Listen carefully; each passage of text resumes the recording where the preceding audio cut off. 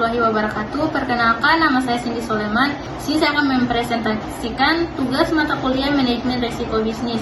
Langsung saja ke materinya, yaitu model pengelolaan risiko bisnis. Apa itu model pengelolaan risiko bisnis?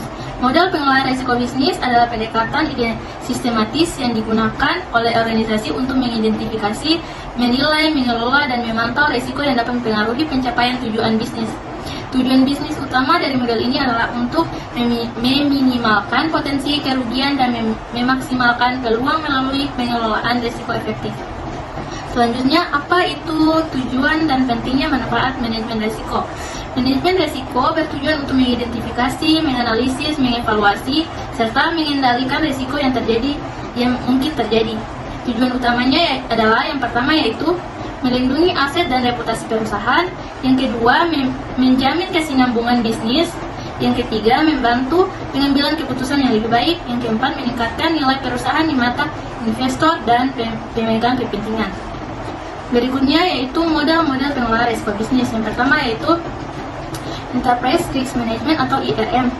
IRM adalah pendekatan terintegrasi untuk mengelola risiko di seluruh bagian organisasi. Model ini menekankan pentingnya keterlibatan seluruh level manajemen dalam mengidentifikasi dan merespon risiko strategis maupun operasi. Yang kedua ada ISO. ISO adalah standar internasional untuk manajemen risiko yang memberikan prinsip kerangka kerja dan proses untuk mengelola risiko secara sistematis, transparan, dan dapat diulang. Proses ISO mencakup penetapan konteks, identifikasi risiko, analisis risiko, evaluasi risiko, dan penanganan risiko. Selanjutnya yaitu ada yang ketiga itu CSO atau framework.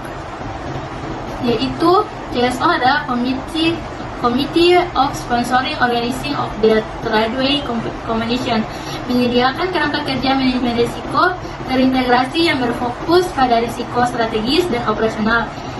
CSO menekankan pentingnya hubungan antara tujuan perusahaan, risiko yang dihadapi, dan pengendalian internal. Yang keempat ada risk management process. Langkah-langkah umum yaitu meliputi yang pertama identifikasi risiko, yaitu menentukan potensi risiko, analisis risiko, menilai kemungkinan dan dampaknya risiko. Berikut ada evaluasi risiko, menentukan prioritas risiko.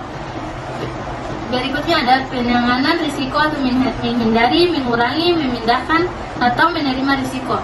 Dan selanjutnya ada monitoring dan review, mengawasi efektivitas penggunaan risiko. Selanjutnya ada studi kasus penerapan manajemen risiko pada PT XYZ, perusahaan manufaktur elektronik. Latar belakangnya yaitu PT XYZ adalah perusahaan manufaktur elektronik yang beroperasi di Indonesia dan memproduksi berbagai komponen untuk industri otomotif dan telekomunikasi. Perusahaan mengalami gangguan signifikan dan rantai pasokan akibat pandemi COVID-19 dan perubahan regulasi impor bahan baku. Hal ini menyebabkan keterlambatan produksi, meningkatkan biaya dan ketidakpuasan pelanggan. Masalah yang dihadapi yaitu pertama ketergantungan tinggi pada pemasok tunggal dari luar negeri. Yang kedua tidak adanya sistem formal untuk mengidentifikasi risiko sejak dini. Yang berikut adalah karyawan tidak memahami peran mereka dalam mengatasi risiko. Berikutnya ada reputasi perusahaan mulai menurun karena keterlambatan pengiriman. Langkah dan solusinya penerapan ISO dan IRM. Yang pertama, penerapan konteks ISO. PT XYZ mulai dengan memahami konteks internal dan eksternal yang mempengaruhi operasi bisnis. Risiko dipetakan berdasarkan faktor lingkungan, termasuk kebijakan pemerintah dan tren pasar. Berikutnya ada yang pertama evaluasi dan penanganan risiko.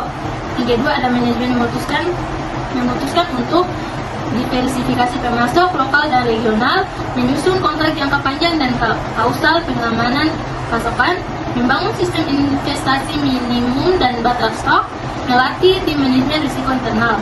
Yang ketiga ada monitoring dan review. IRM approach. Tim manajemen risiko dibentuk secara permanen dan diberikan tanggung jawab untuk memantau dan mengevaluasi efektivitas kebijakan manajemen risiko. Audit risiko dilakukan tiap kuartal dan dilaporkan di RIS. Hasil yang dicapai itu rantai pasokan menjadi lebih stabil dalam waktu turun pasokan Tunggu pasokan turun 30%, list operasional menurun berkat pengawasan berkelanjutan. Karyawan lebih sadar dan pentingnya mitigasi risiko, citra perusahaan membaik dan mata pelanggan dan mitra bisnis. Kesimpulannya, pengelolaan risiko bisnis merupakan elemen penting dalam memastikan keberlangsungan dan kesuksesan suatu organisasi. Risiko yang tidak dikelola dengan baik dapat menghambat pencapaian tujuan bisnis, merugikan finansial, dan merusak reputasi perusahaan. Oleh karena itu, dibutuhkan pendekatan sistematis melalui model manajemen risiko yang terstruktur dan dapat diterapkan secara konsisten. Sekian, itulah presentasi saya. Lebih dari kurangnya, wassalamualaikum warahmatullahi wabarakatuh.